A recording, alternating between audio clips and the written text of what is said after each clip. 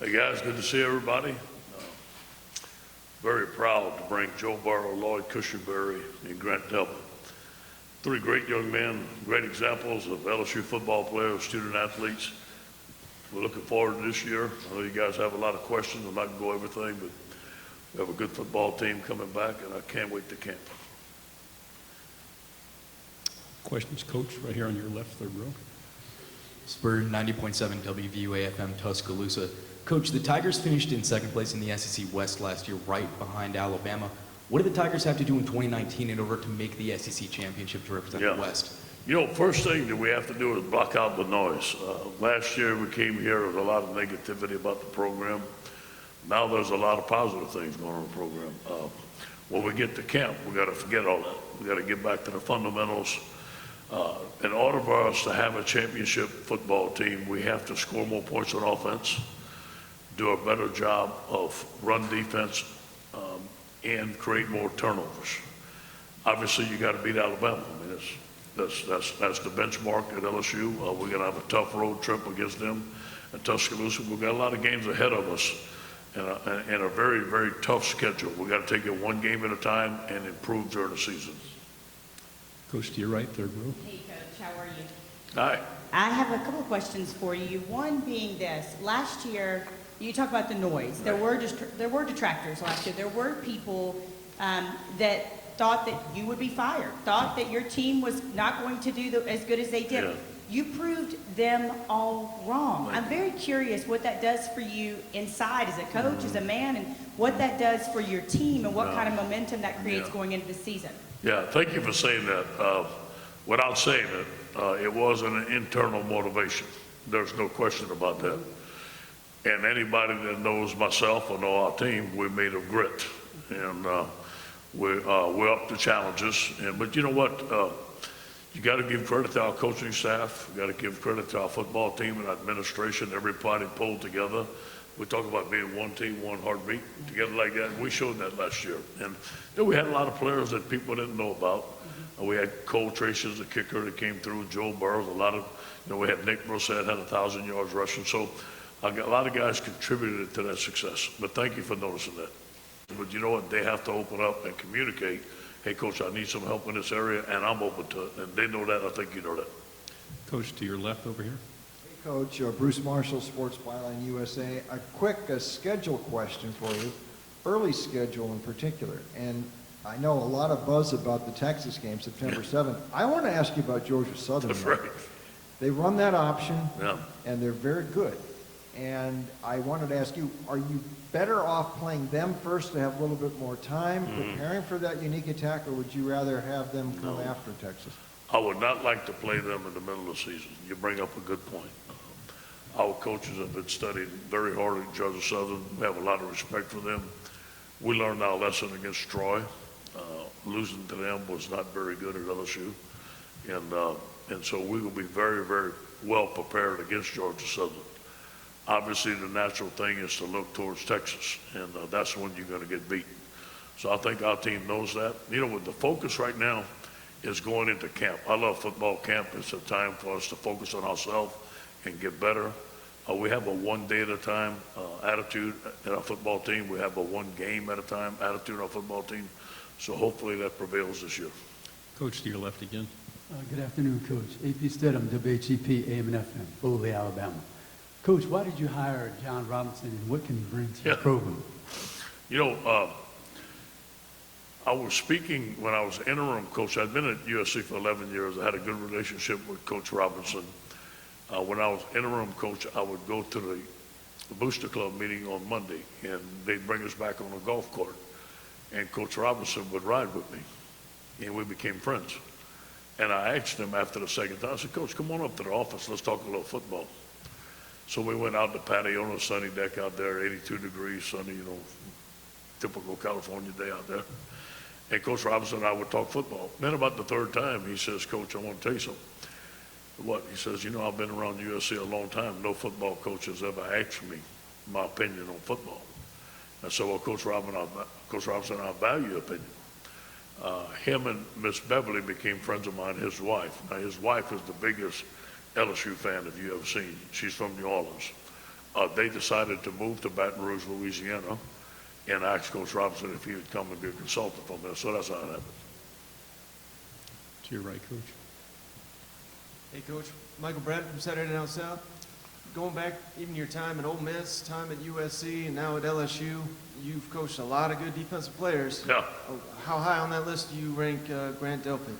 Grant is, I believe Grant is the best defensive player coming back in college football this year. There ain't no question about it. He can do everything. We needed him in the post against Ole Miss. He got the interception for us. We needed him to get pressure against Ole Miss. We sent him. He got sacks. He is tall. He's smart. He's a great young man. I do believe that he's one of the best defensive players I've ever been around. To your left, Coach. Hey, Coach. Jacques Dusay, WAFB. How's your summer going? Good, John. Good to see you, man. Good to see you. Happy birthday, a week late. Yeah, thank you. Every recruit's important. It's a team game. But can you speak to, it appears Joe Burrow might be the biggest acquisition you've been able to make, and his importance, you know, the quarterback position, all those things. He came right at the right time. I think he changed our program around. He gave us some stability at the quarterback position. He gave us a leader there. He gave us a coach on the football field. I think we've only just seen the beginning of Joe Burrow. Last year, we could not run him like we wanted to. As you guys know, Miles was hurt. We're going to the spread offense. He's going to have more ability to check plays at the line of scrimmage. We've got to see what Joe Burrow is really made of. I think he's going to have a great year. Coach to your right. Is there a player you would compare him to, A? And then, B, are you ever caught off guard by the plays he makes? Or are you just used to his superhuman abilities? Let me tell you something. That play he made against Georgia on the field goal, he was going to block the field goal. He felt the tight end release. He came out of his rush, covered the tight end, saw that Devin White was covering it, and then went tackle the kicker and caused the fumble. That's one of the best plays. He has the highest awareness level that I've ever been around a football player. He reminds me a lot of Troy Polamalu. Troy could do that stuff. Troy could rush. Troy could cover. Grant's taller and has a little bit more range than Troy, but he's a lot like Troy. Coach to your left, third row. Coach, you've been in some big-time environments. You coached at Ole Miss. You've been at USC. Just talk about the difference, being at LSU, Death Valley, Saturday night, what that means to you. Yeah, to me, it's the epitome of college football because I'm from Louisiana. I mean, that's what I always wanted to be, and to be born in South Louisiana to represent the great state of Louisiana is a privilege and an honor. But I also understand the expectations of LSU to win championships. And when you line up and play the schedule that we play, and you play the teams that we play in the SEC, and then the LSU-Alabama game. I mean, I don't know if you could ask for a better atmosphere. It's a heavyweight fight. Every time it is, the atmosphere is unbelievable. So to be in those type of games is what you want as a football coach. You invite that type of competition. Coach over here to your right. Ed, two questions, if I may. Would you like to de-emphasize the Alabama game and not have it be the end-all that a lot of fans have made it be on your schedule? Not at all. I think that it's a great tradition. It's the benchmark. Obviously, Texas A&M is going to be a big game for us. We know that. Auburn's going to be a big game. Florida's going to be a big game. But you know what? Everybody has their rival team. And look, I don't talk about Alabama every day. I mean, I'm going to talk about Alabama during Alabama week. And then I think that you've seen our team. It's not the end all. I will say that. Because you've seen our team bounce back after Alabama losses. We've gone on and beat Arkansas every year. And we finished very strong. So we're taking one game at a time. But obviously, it's an elite football team. It's an elite rivalry. I love the emphasis. To your left, Coach. Hey, Coach, I got to ask you this. I'm a Redskins fan, and Darius Geis, Yeah. really sad last year, hurting himself in that first Yeah. game. Have you talked to him? Is he ready to go? He's ready to go. He's a firecracker. Y'all got y'all a good player, man, a good young man. I think he's going to have a great career for you. To your right, Coach. Coach Matt Trent, WBRZ in Baton Rouge. You kind of touched on it a little bit before, but you said earlier that this is the best secondary that you've been around, and you've been around some really big names, defensive backs, safeties. Why collectively is this one the best? I think because of the four guys that are playing. I think that around some singular guys that, may have been as good or better, but I think collectively, you look at Grant Delpit, you look at Christian Fulton, who's the top-rated cornerback coming back in the league. You look at Derek Stingley, who was the #1 player in the country.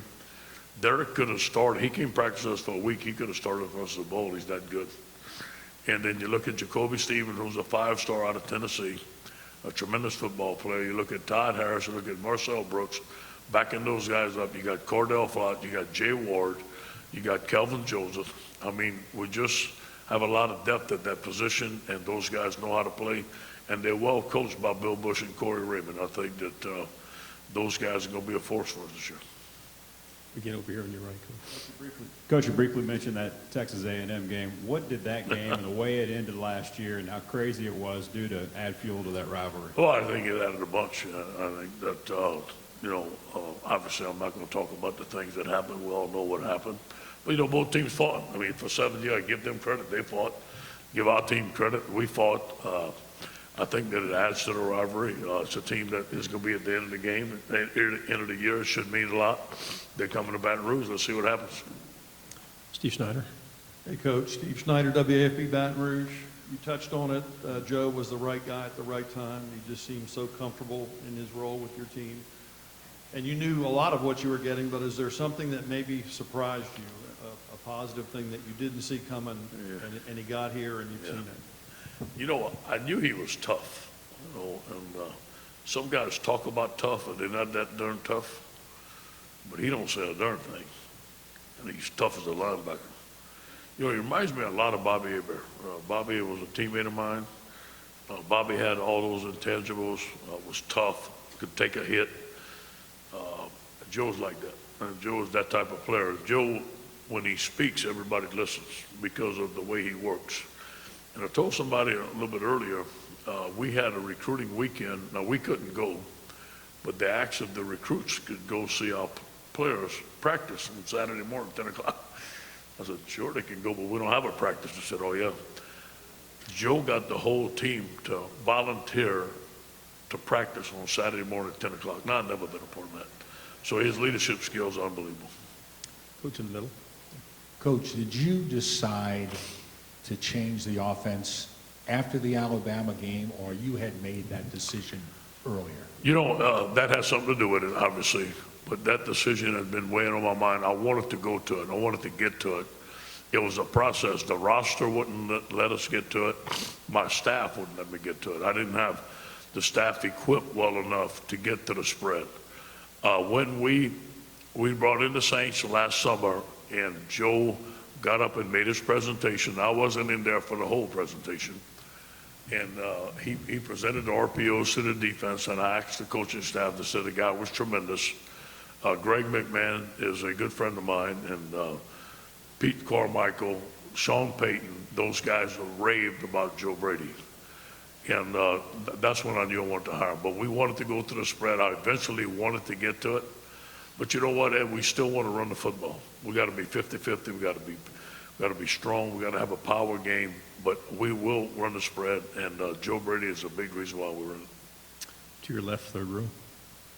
AJ Spur, 90.7 FM Tuscaloosa.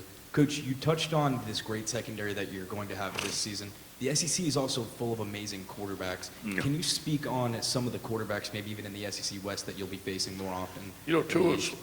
Tua's release is unbelievable. The RPOs that we run, obviously, with the athletes around him, fits what he can do. He can scramble. He's tough. He was playing on 2 hurt knees or 1 hurt knee, whatever.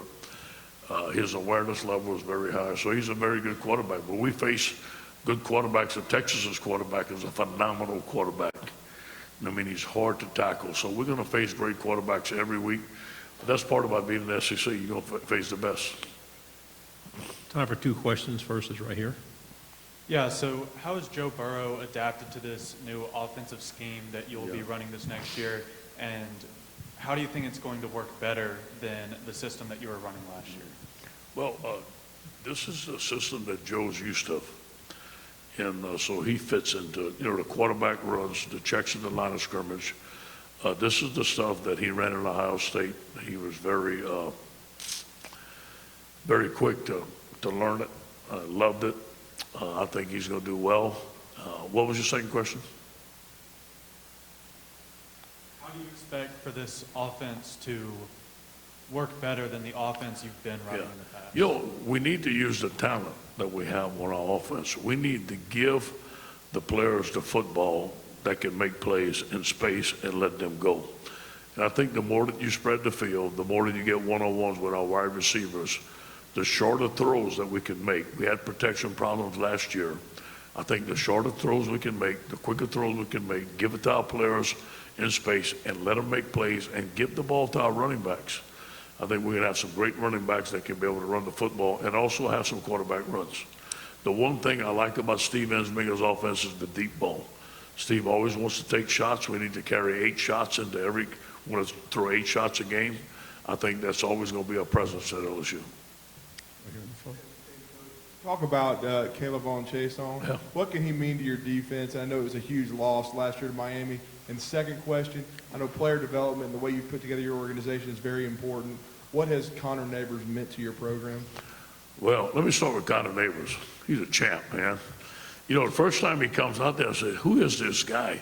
He's running people down every down. I mean, running the running back down every down. I wanted to put him in a uniform. I mean, this guy had tremendous energy. But you know what? Along with Tommy Moffitt, along with our strength staff, you know, he's LSU, man. He's purple and gold.